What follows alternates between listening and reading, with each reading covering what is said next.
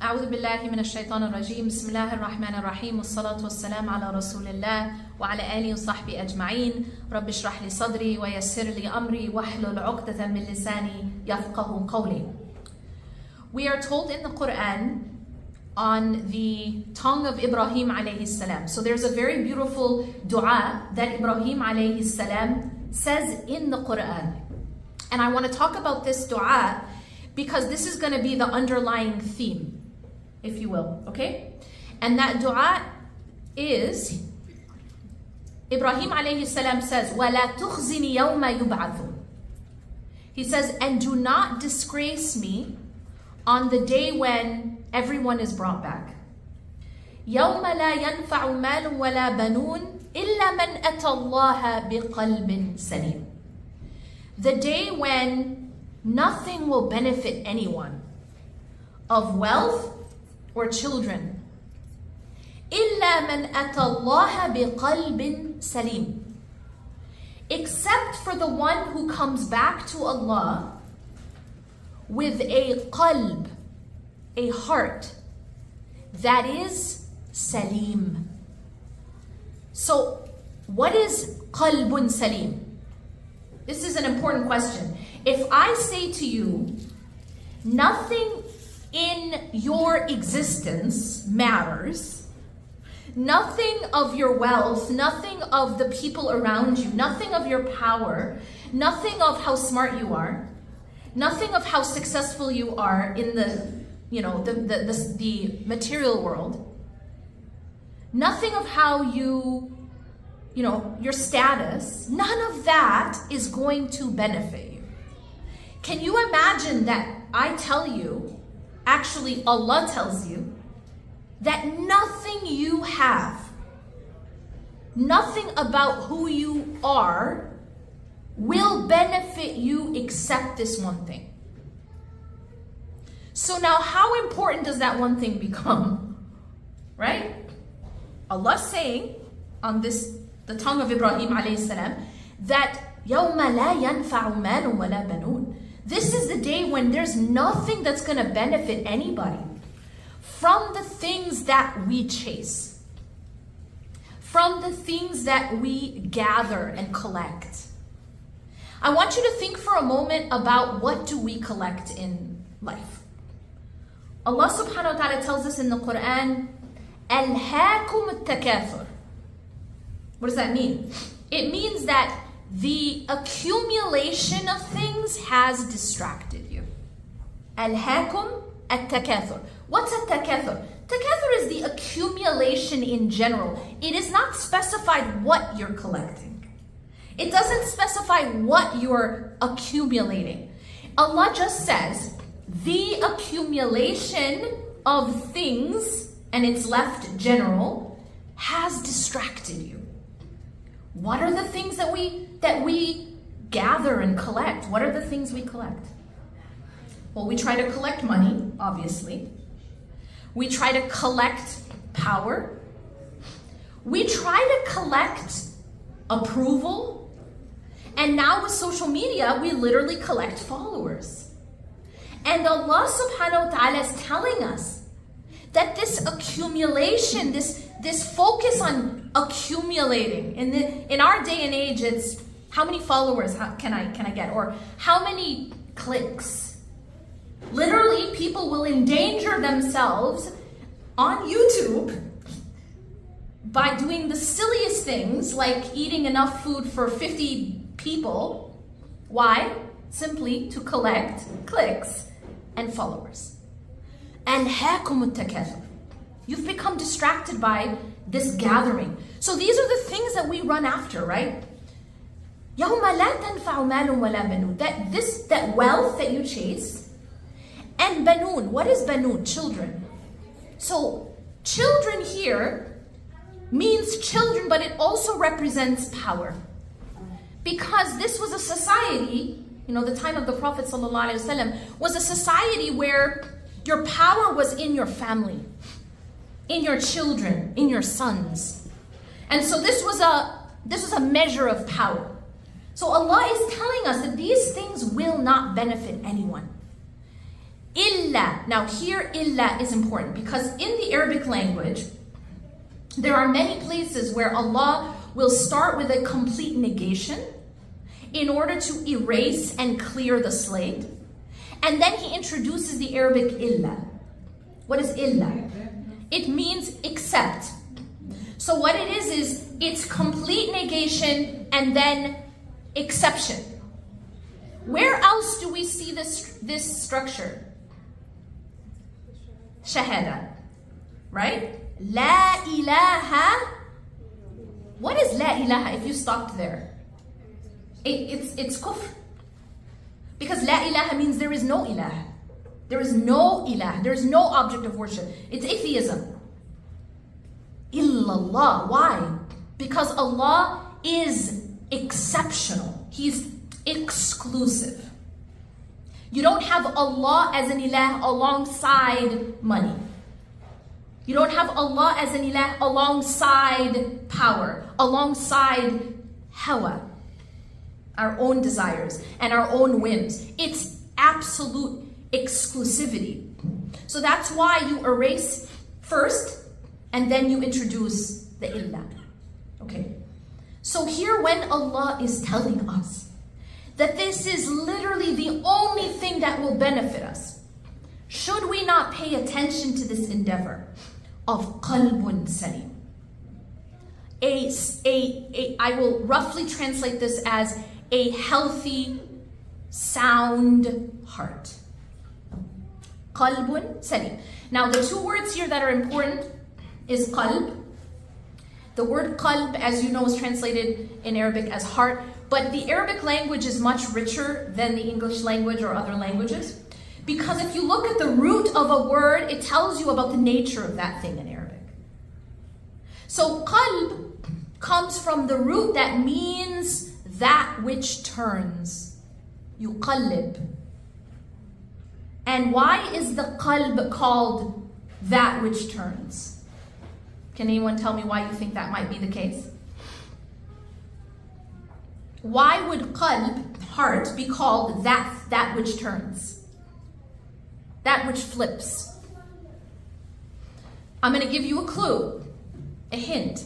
It is in the dua of the Prophet sallallahu alaihi wasallam. Ya muqallib al-qulub, thabbit qalbi ala dinik.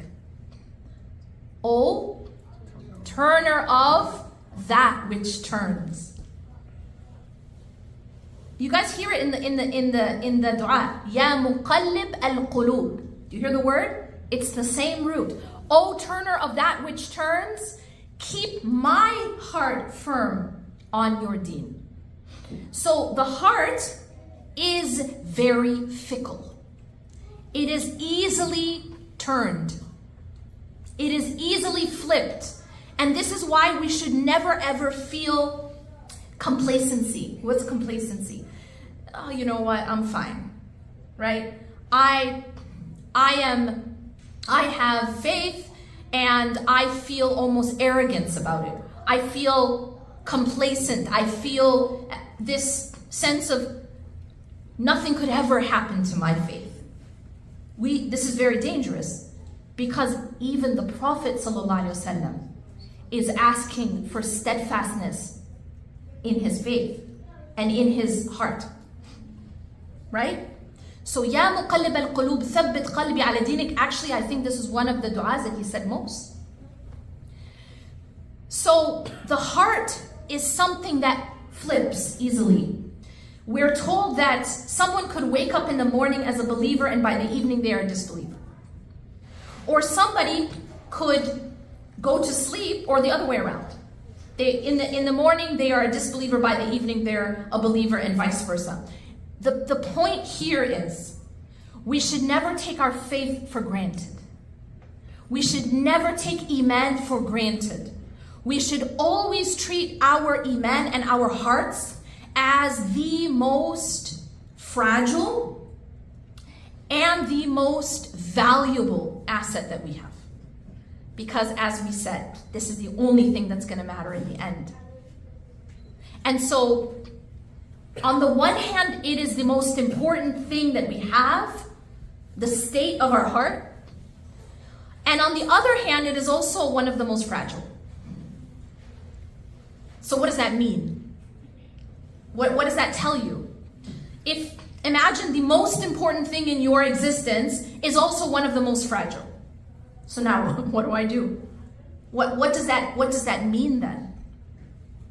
Well, number one, it means I have to focus on this as my endeavor in my life. But it also means that I have to be very, very, very careful to protect it. Understood?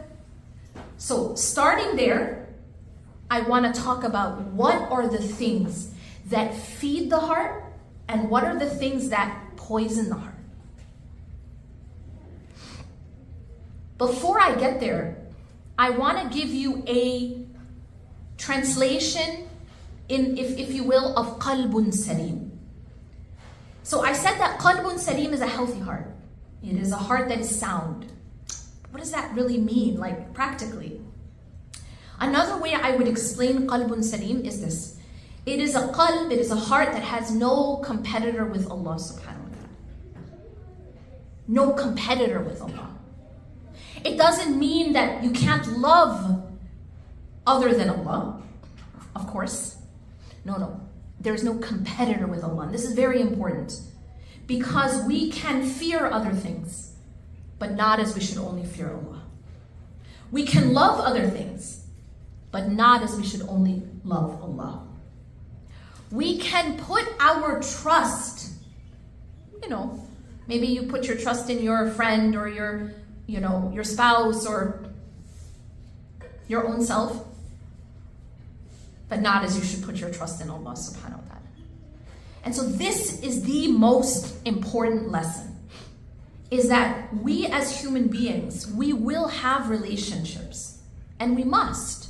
We must have relationships with others. We must have a relationship with ourselves. But it is very important that everything is put in its rightful place.